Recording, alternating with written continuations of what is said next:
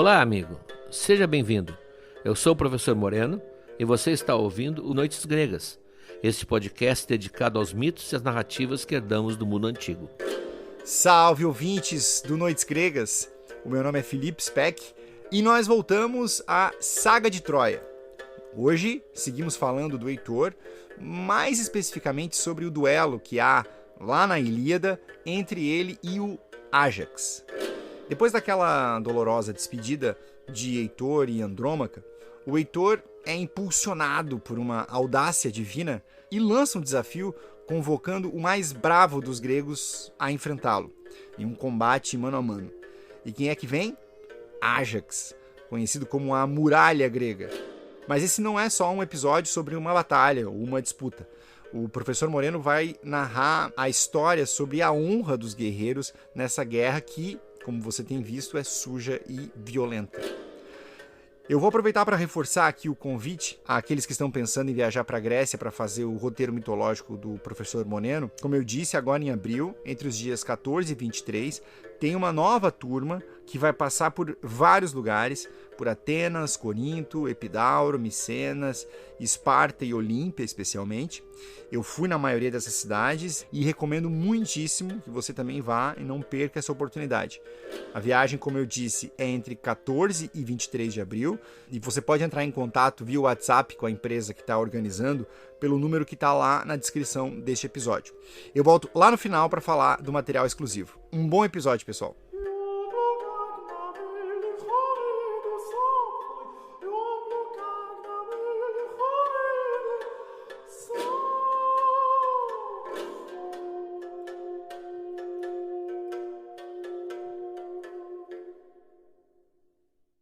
No episódio passado, nós deixamos Heitor numa despedida comovente de Andrômaca, de sua mulher, que não sabia se o marido voltaria vivo. Paris tinha ficado lá nos seus aposentos, preparando-se para lutar como ele tinha prometido. Como disse, vai na frente que eu te alcanço. Bom, Heitor então despede-se de Andrômaca e lá vem vindo Paris. Vem rápido, faceiro. Ele descansou, tirou uma cestinha com Helena e vem pronto, armado, equipado, impecavelmente, como se fosse um corredor iniciante da maratona. Vem saltitando, saúda o irmão com entusiasmo e vamos lá, parecia que ele ia a uma pescaria. E os dois saem matando. A presença do irmão ao seu lado dá forças morais a Paris e os dois então, como dois leões, vem liquidando tudo que vem pela frente. Eles estão praticamente replicando aquela avançada terrível do Diomedes, o grego, sobre os coitados dos troianos. Agora são os gregos que se apavoram e, como num filme de Hollywood, os dois vão abrindo uma espécie de trilha de corpos enquanto passam.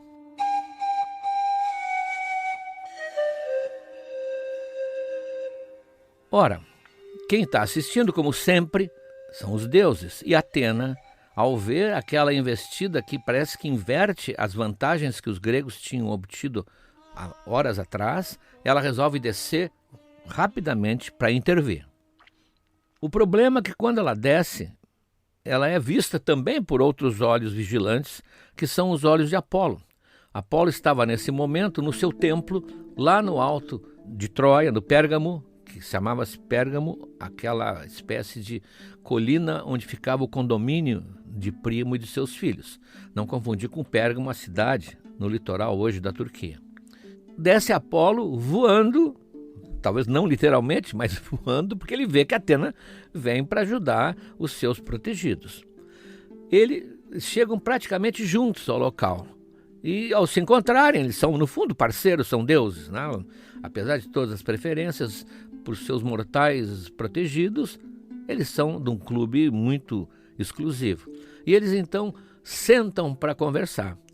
Fora das muralhas, próximo aos portões, tem um grande carvalho sagrado dedicado a Zeus. Aliás, o carvalho era a árvore de Zeus. Sentam, talvez na sombra, e depois de algumas ironias de praxe um contra o outro, o Apolo, que tem que justificar o que ele está fazendo ali, ainda mais vai confessar que ele veio ver o que Atena pretendia, Ele diz, olha, pensando bem, eu acho que a gente podia provocar uma trégua. Hoje houve muitas mortes, houve muitas lutas, eles podiam descansar, cada um vai para o seu lado, e não faz mal, porque amanhã a gente sabe, eles vão voltar. E Atena, que por sua vez também não quer dar o braço a torcer e dizer que ela tinha vindo ajudar os gregos e que foi apanhada com a boca na botija, como dizia minha avó, ela também disse, olha, é uma boa ideia, é bem isso que eu vinha pensando quando eu estava descendo do Olimpo.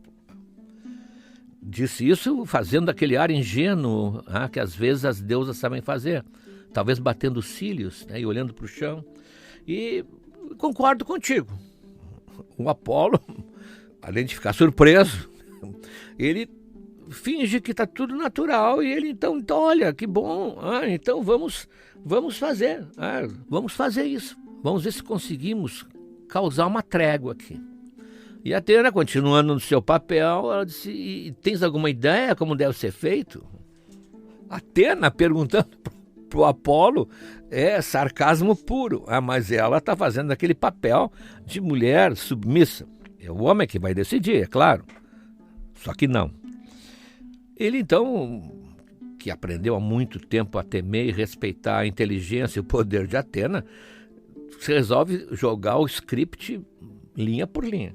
Disse, olha, vamos inspirar o Heitor, o espírito combativo do Heitor, que não é difícil porque ele é um grande guerreiro, a lançar um desafio aos aqueus. Aqueu é uma outra maneira de chamar os gregos, né? Quando houver aqueus, sabemos que são os gregos. Lançar um desafio aos aqueus para que venha o melhor deles para fazer uma luta mano a mano. Não como aquela do Menelau e do Paris, que era por razões pessoais. Agora é por razões militares, por razões de coragem. Lançar um desafio, jogar a luva, como se diz, para ver quem virá lutar do lado de lá e com isso conseguimos uma trégua.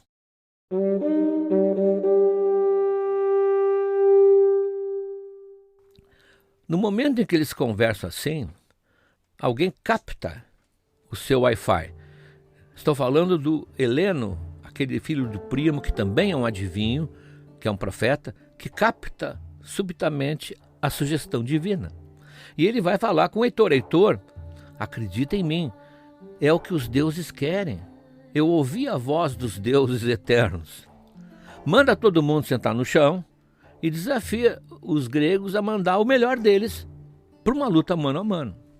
E o Heitor está meio hesitante, e o Heleno então, colocando a mão em concha na boca para não ser lido nem pelos leitores labiais, se diz, fica sabendo que essa não é a hora que está marcada para ti. Não apareceu no meu registro, vai em frente, vai com tudo. Bom, Heitor então concorda, pega a lança dele, não em posição de arremesso, mas pelo meio, assim, atravessada, e levanta, e todos os troianos ficam quietos, e ele diz, sentem que nós vamos mudar um pouco hoje o espetáculo. Do outro lado, o Agamenon, quando vê isso, entende que alguma coisa está acontecendo e imediatamente também manda os seus guerreiros sentarem. Vai se repetir o desafio que já tinha havido e foi interrompido por Afrodite, como vocês lembram. Na outra vez, todo mundo sabia quem ia lutar. Menelau, o marido ofendido, e Paris, o galante conquistador. Mas agora, só sabem que Heitor está ali. Mas quem vai ser o seu oponente? Então os soldados apostavam na sua expectativa em duas coisas. Quem seria o valente que ia enfrentar o Heitor? E a segunda coisa que eles estavam em dúvida, se ia haver aquela mesma marmelada da outra vez, com o Paris desaparecendo no ar, ficando tudo meio em suspenso até hoje, sem ninguém saber qual era o resultado daquele encontro. Vai ser para valer mesmo? Ou vai terminar com o corpo estendido no chão? E todo mundo sentado em grandes fileiras, onde só se viam os capacetes, as pontas das lanças, os escudos, todos esperando quem vem lutar contra o Heitor.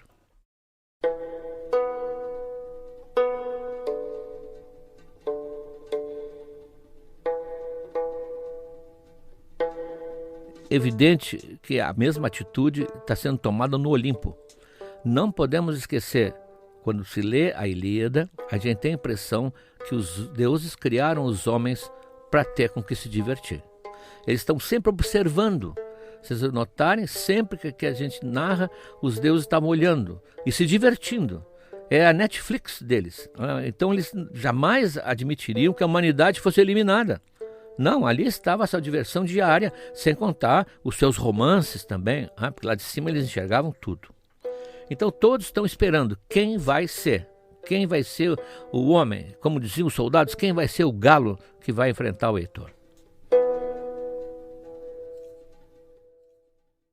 Heitor, que é quem lançou o desafio, estabelece condições. Que venha o melhor de vocês lutar contra mim. Porém, aí vocês vão ver que é um grande porém, eu tomo Zeus como testemunha do que eu vou propor. Se um de vocês me matar, levem minhas armas para os seus navios. Era o hábito, né? Sempre tirar a armadura e o escudo e a lança, a espada e o capacete, porque tudo isso tinha aquele valor simbólico de troféu, mas também tinha valor monetário. Se algum de vocês me matar, levem minhas armas para os seus navios, mas devolvam meu corpo à minha família, para que me cremem na pira, como é costume para os heróis. Mas se Apolo me conceder a vitória, veja como ele sabe que o Apolo torce por ele. Ele já viu o Apolo com a camiseta de Troia. Embora nós vamos ver, o Apolo é mais justo do que alguns outros deuses.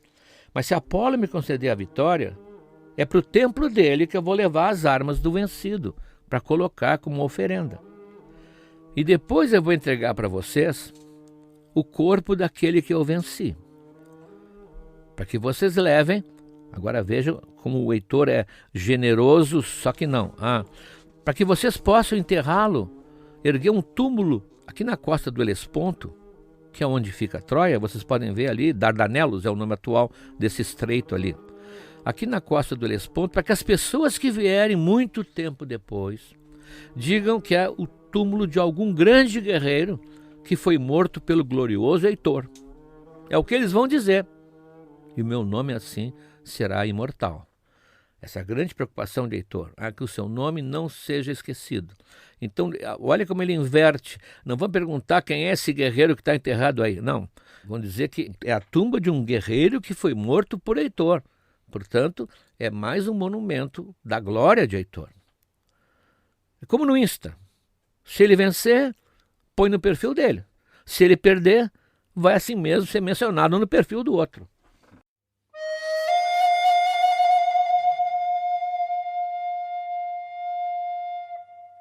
Diante dessa atitude firme, corajosa de Heitor, paira um grande silêncio no meio dos gregos. Uns estão divididos entre a vergonha de recusar e o medo de aceitar o desafio. Ninguém quer se meter com Heitor. Realmente a Ilíada, como nós falamos no episódio anterior, é mais talvez a história de Heitor do que de Aquiles. O Aquiles todo esse tempo está lá no vestiário. Não esqueçam que Aquiles está de greve.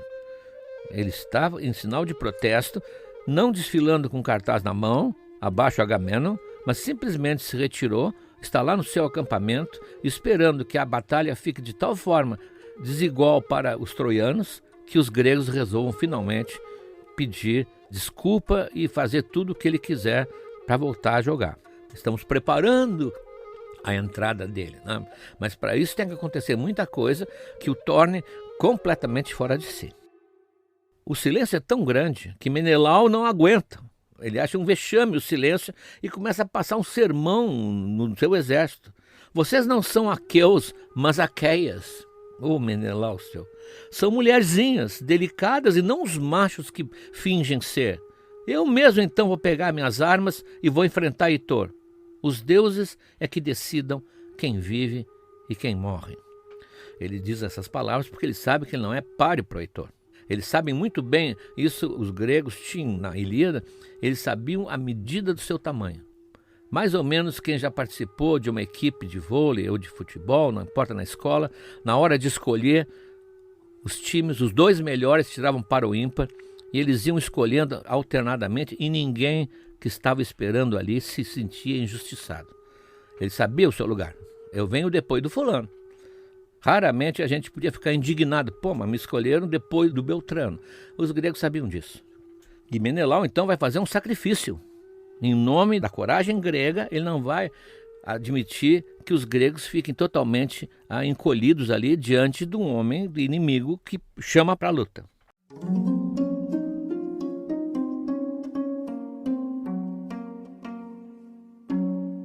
Menelau manda então que os seus escudeiros o ajudem a vestir a sua couraça, as suas perneiras, tem que amarrar, né? Então, se preparando, então, ele vai, não quer saber, ele vai ser sacrificado, na verdade. E o Agamemnon, o irmão dele, intervém. Ele pega o irmão pela mão, né, bem chamando assim a atenção quase do corpo, e diz assim: não, mano, tu vai morrer só por orgulho. Não vais lutar com um guerreiro muito superior a ti. Todo mundo evita Heitor no campo de combate. Tem gente desviando o tempo todo dele. Só Aquiles é que poderia enfrentá-lo de igualdade ou superioridade, talvez. Mas não faz isso. Senta ali. Fica com teus homens ali. Vamos encontrar alguém que possa combater.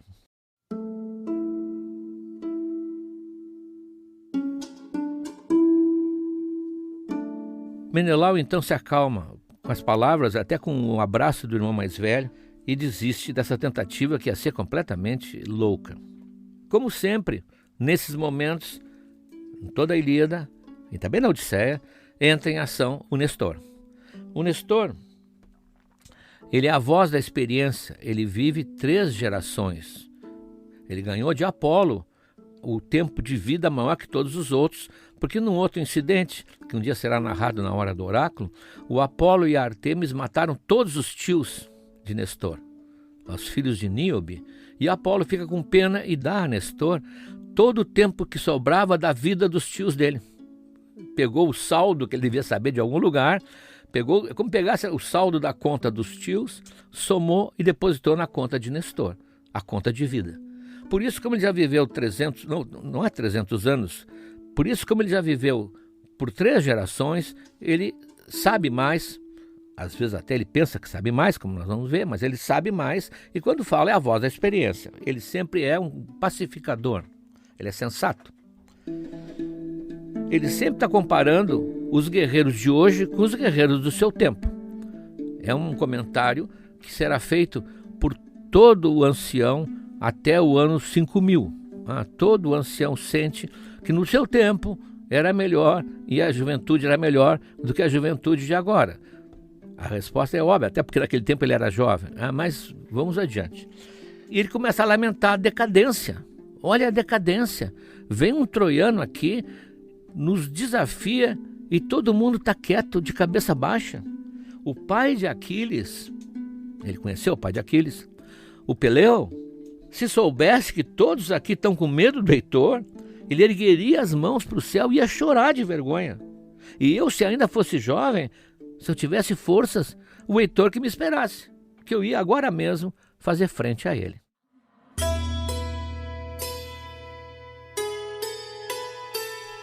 As palavras de Nestor, sensatas e ao mesmo tempo emocionadas, vendo um ancião envergonhado, tocaram no fundo do coração dos gregos. 9 homens se levantaram, indignados. Entre eles, o Agamemnon próprio, e mais o Diomedes, o goleador, né? E Ulisses, e os 2 Ájax. Aqui temos que explicar, há 2 guerreiros Ájax. Não tem nada a ver um com o outro. Então, um é alto, forte, grande, chamado grande Ájax, o grandão. E o outro, que é um tamanho normal, é o chamado pequeno Ájax. Esse pequeno Ájax não vai participar aqui, ele vai ser o guerreiro que no final da guerra vai violentar Cassandra debaixo dos olhos da própria Atena no seu templo e que por isso vai ser fulminado por um raio. Por isso também vai atrair sobre a esquadra grega, ao voltar da guerra, muitos infortúnios. Mas aqui, realmente, o que nós vamos ver é óbvia a superioridade do Ájax grande. Para não escolher um ou outro e com isso desagradar ou ofender um dos candidatos, Nestor decide propor um sorteio. No capacete de Agamemnon, colocam todos eles a sua marca, a sua pedra. Isso é geralmente feito com um pedaço de cerâmica, porque o pedaço de cerâmica quebrado era o que mais existia em volta de um acampamento grego, já que todos os utensílios eram feitos de barro. E o barro, quem já viu uma telha quebrada, por exemplo, é excelente para riscar e escrever. esses pedaços de barro, vou fazer um parênteses bem interessante, chamados ostrakon. Ostrakon, que vai ser usado por muitos séculos na Grécia, muito depois da Ilíada, muito mesmo, como uma espécie de cédula de votação. Não era urna eletrônica, ela era contável. A pessoa ia votar qualquer coisa na Assembleia Pública, ele riscava na cerâmica e aquilo era um voto. Como são indestrutíveis, até hoje tem milhares desses ostraká, plural em grego, guardados com os registros, com nomes. Alguns eleitores, curioso, colocavam mensagens: vai te catar, tu é ladrão, e assim se tem vários registros interessantes. Inclusive, quando uma comunidade queria banir temporariamente um cidadão por aquilo que eles achavam uma conduta imprópria, coisa parecida, eles votavam e por isso chamava-se de ostracismo. Todo mundo já ouviu falar do ostracismo. O ostracismo era esse instituto que os gregos tinham de afastar por um certo tempo pessoas que eles julgavam perniciosas, mas julgavam no voto. Então, eles vão colocar dentro do capacete de Agamenon, cada um vai colocar a sua pedra, como eles dizem, com o seu sinal. Detalhe, não havia escrita. Portanto, cada um tinha um sinal, riscava e ali saberia identificar o seu sinal. Feito isso, Nestor chacoalha o capacete até que caia uma dessas peças. Geralmente no chão. Caiu, quer dizer, foi escolhido pelo destino. Então, um arauto, com toda a solenidade, pega a pedra e vai mostrar para todos os inscritos, perguntando se é dele, se aquele sinal é o sinal dele.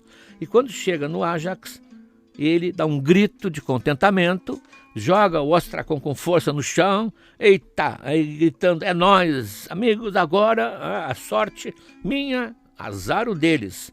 Eu sinto que aquele eleitor hoje não me escapa, gritava ele, enquanto ao mesmo tempo ia vestindo a couraça e as perneiras de bronze e pegando seu escudo.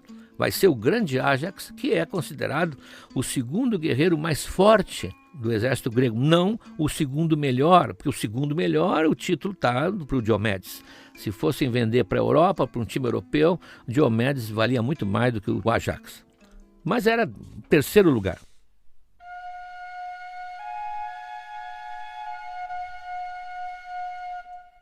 Por ser de estatura gigantesca, ele carregava uma lança descomunal e um escudo pesadíssimo, feito com 7 camadas de couro superpostas. Os escudos muitas vezes eram de couro, 7 camadas superpostas de couro e ainda a última de bronze, uma 8ª de bronze. Era um escudo pesadíssimo, que realmente simbolizava a força e o poder desse guerreiro. Para o azar de Heitor, foi ele exatamente o sorteado. E ele já veio com passadas daquelas de gigante, sorrindo, diz o Frederico Lourenço, na tradução dele, que nós estamos sempre mencionando, do Homero, sorrindo com uma expressão medonha. Ele vem já, assim como o gato gigante vai encontrar o camundongo. Do lado de cá, e quando eu digo do lado de cá, vocês entendem, do lado da Grécia, né, que nós somos as noites gregas, a torcida vibrava, soltava gritos, se tivessem já descoberto o segredo da fabricação da pólvora, iam estar soltando o rojão.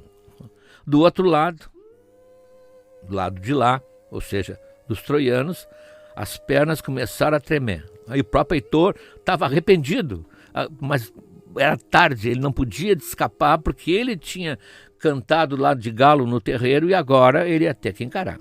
Bom, o Heitor jamais fugiria, mas ele acha que vai morrer naquele dia.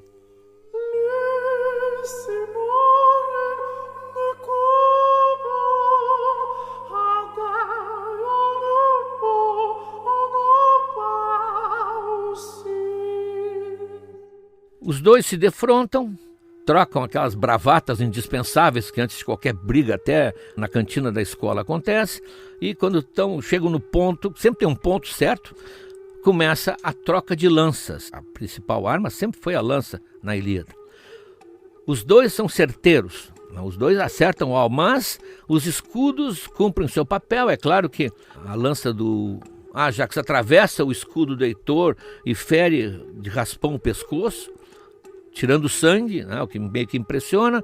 O escudo de Ájax apara a lança de Heitor facilmente e O Heitor está meio cambaleando, porque ele está meio ferido, e aquela lança grande cravada no seu escudo, que atravessou o escudo, atrapalham, e ele então meio tonteando se abaixa, cata do chão uma grande pedra preta, cheia de arestas, né, toda bicuda, e joga com toda a força contra Ájax. Isso nós vimos é uma espécie assim de arma frequente na Ilíada. Mas o Ájax apara essa pedra naquele seu escudo descomunal e é a vez dele. Então ele pega uma pedra muito maior, multiplica por 2, grande como uma pedra de moinho, diz Homero. Quem já viu o moinho é uma pedra muito grande, e com a sua força tremenda, joga com o Heitor, coitado, que apara no escudo, mas a pedra faz ele cair de costas no chão, com o escudo em cima e a pedra mais por cima ainda. Ele fica esparramado ali, estatelado, e não tem como se mexer. Ele quase não consegue se mover. Ele vai ser presa fácil do Ájax, que avança em direção a ele. É nesse momento que Apolo, que estava como todos os deuses seguindo o combate, vai lá e ajuda Heitor a levantar, senão teria morrido ali. Parece que era um protocolo de combate. Primeiro a lança, depois pedra e por último as espadas que estão na cintura.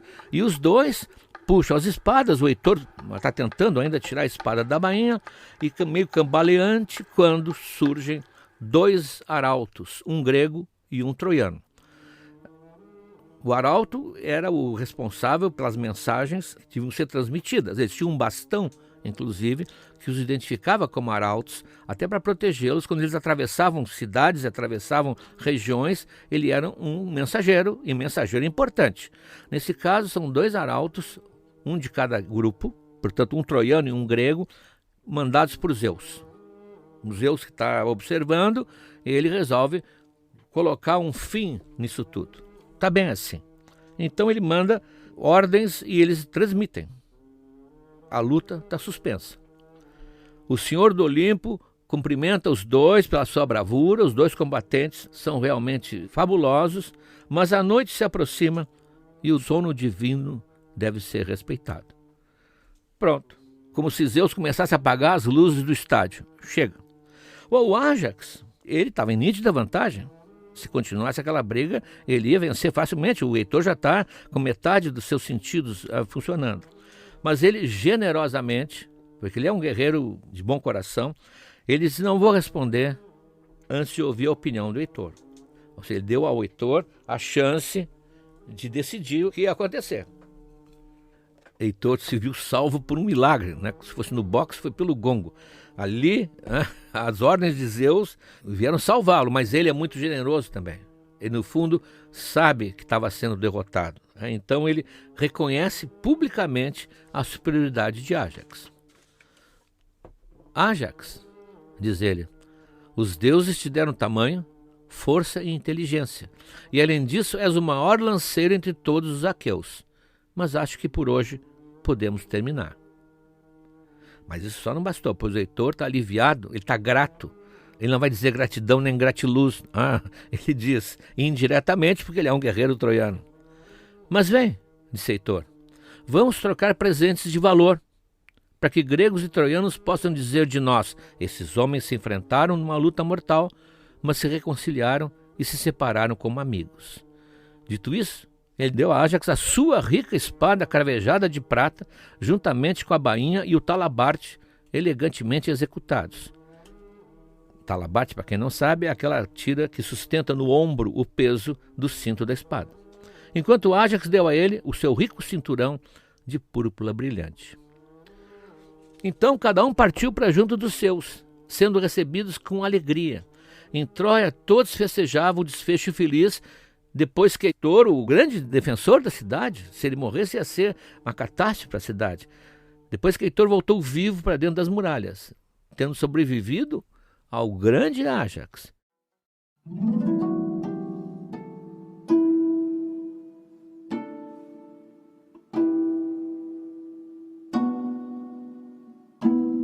Todos estão aliviados, todos estão felizes. Aliás, o próprio Olimpo também está. O Olimpo não tem partidários.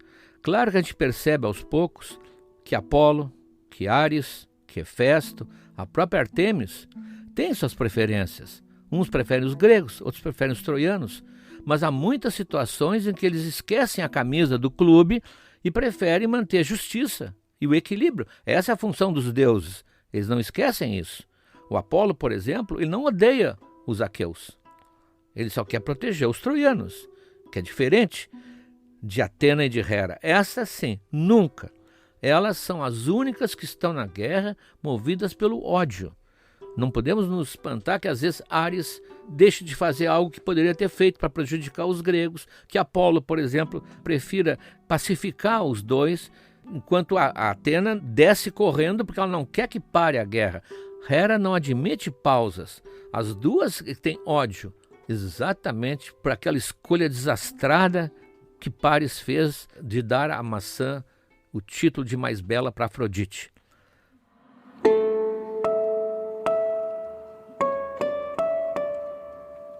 Portanto, no mundo dos mortais reina a alegria. Lá na praia, no acampamento grego, enquanto havia esse duelo, haviam chegado vários navios da ilha de Lemnos trazendo vinho. A ilha de Lemnos é famosa porque por lá passaram os argonautas na sua viagem e o líder, Jasão, teve um filho com a rainha Epsípile, que agora está mandando vinho para os exércitos gregos. Claro que grande parte é uma transação comercial. Eles não têm dinheiro, mas eles trocam por lingotes de bronze, lingotes de prata, por escravos, porque os escravos eram uma moeda muito importante naquela época, não havia dinheiro ainda. Então toda a guerra era também para capturar escravos e comercializá-los e trocá-los. Havia inclusive reis escravos, filósofos escravizados. E além dessa mercadoria, então, o Euneus mandou por cortesia, porque ele se sentia do lado grego também, é uma espécie de auxílio ao esforço de guerra, mandava 1000 medidas de presente, não sabemos quanto é 1000 medidas, mas deve ser bastante, de vinho para Agamemnon e para os seus homens. Então, com isso, Agamemnon manda matar um boi do seu rebanho, ele é carneado, cortado em pedaços pequenos, dividiram a carne em pedaços menores, assaram em espetos em cima da brasa com sal grosso, ou seja, um gigantesco churrasco. Agamemnon separou e fez questão de separar um pedaço especial de uma costela gorda e macia que foi entregar com as próprias mãos para Ájax como prêmio por sua coragem. E os gregos comeram e beberam a noite toda, assim como também os troianos dentro das muralhas, todos eles erguendo uma imensa festa à própria vida.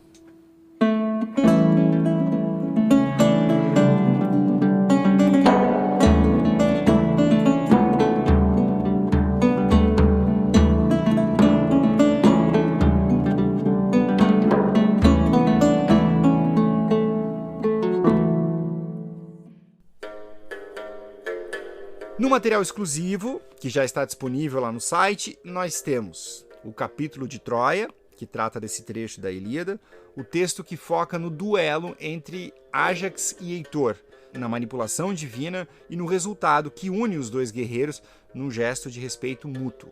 Lá tem algumas sutilezas na descrição que molduram bem a batalha e os personagens.